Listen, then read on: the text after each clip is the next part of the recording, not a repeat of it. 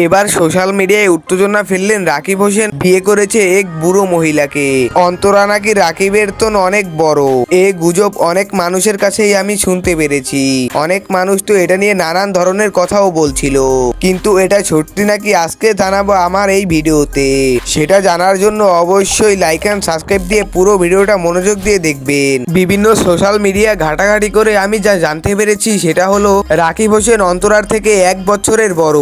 অন্তরা হোসেনের জন্মগ্রহণ হয়েছিল ফরিদপুরের মতন একটি জায়গায়। সে জন্মগ্রহণ করেছিলেন 1999 সালে, আর রাকিব হোসেন জন্মগ্রহণ করেছিলেন 1998 সালে। এ থেকে বোঝা যায় যে রাকিব হোসেন নুসরাত জাহান অন্তরার থেকে 1 বছরের বড়।